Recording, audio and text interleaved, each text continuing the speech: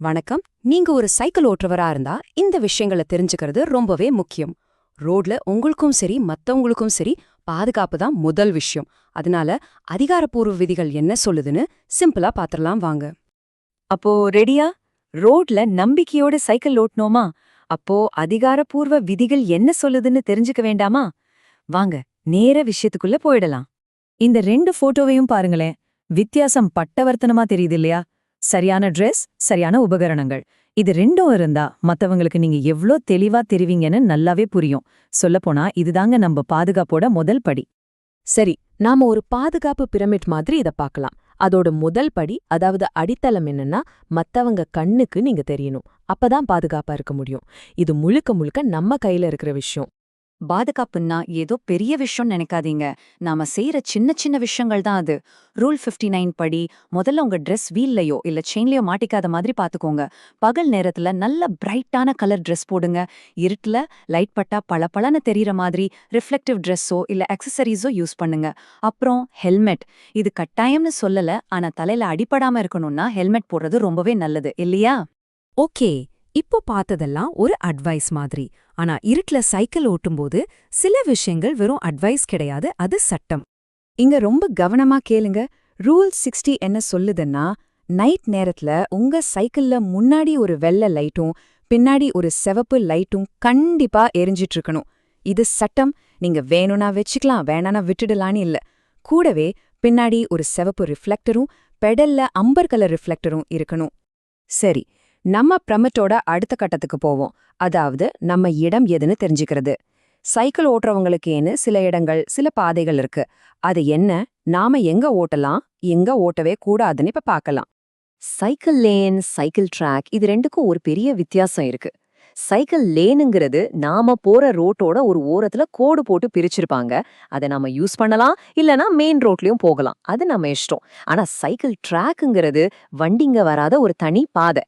இந்த பாதையில ஒருவேளை நடந்து போறவங்களும் வந்தா நாம சைக்கிளுக்காக ஒதுக்கப்பட்ட பகுதியில கண்டிப்பா போகணும். இது ரூல். இதுல எந்த குழப்பத்துக்கும் இடமே இல்ல. ரூல் 64 ரொம்ப தெளிவா சொல்லுது. நடைபாதையில, அதாவது பிளாட்ஃபார்ம்ல சைக்கிள் ஓட்டவே கூடாது. இது சட்டப்படி தப்பு. நடந்து போறவங்களோட பாதுகாப்புக்காக இந்த விதி இருக்கு.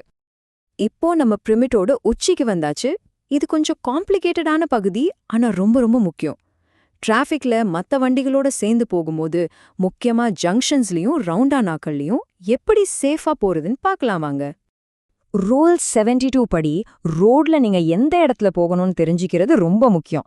இப்போ டிராஃபிக் ரொம்ப மெதுவா இருக்கு, இல்ல அமைதியான ரோடுனா தைரியமா லேனோட சென்டர்ல போங்க.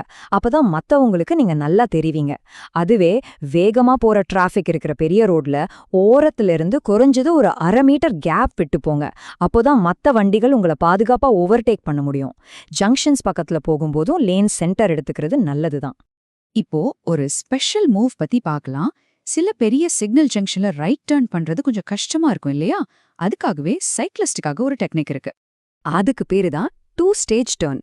சிம்பிளா சொல்லணும்னா 2 ஸ்டெப்ல திரும்புறது. ஸ்டெப் 1, உங்களுக்கு பச்சை சிக்னல் விழுந்ததும் நேரா போய் வலது பக்கம் திரும்புற சைக்கிளிஸ்டுக்காகவே ஒரு பாக்ஸ் மாதிரி போட்டிருப்பாங்க. அங்க போய் நின்னுக்கோங்க. ஸ்டெப் 2, இப்போ நீங்க திரும்பி நிக்கிறீங்கல்ல, அந்த ரோட்டுக்கான சிக்னல் பச்சை ஆனதும் நீங்க உங்க டர்னை முடிச்சிட்டு நேரா போயிடலாம். இது உண்மையிலேயே ரொம்ப சேஃபான ஒரு வழி. சரி, எல்லாத்தையும் பார்த்தாச்சு. ஆனா இதுல ஒரு முக்கியமான விஷயத்த நம்ம புரிஞ்சுக்கணும். எல்லா விதிகளும் ஒண்ணு இல்ல. சிலது மஸ்ட், அதாவது கட்டாயம் செய்ய வேண்டிய சட்டங்கள். சிலது ஷுட், அதாவது செஞ்சா நல்லதுன்னு சொல்ற அறிவுரைகள். இது ரெண்டுக்கும் என்ன வித்தியாசம்னு பார்க்கலாமா?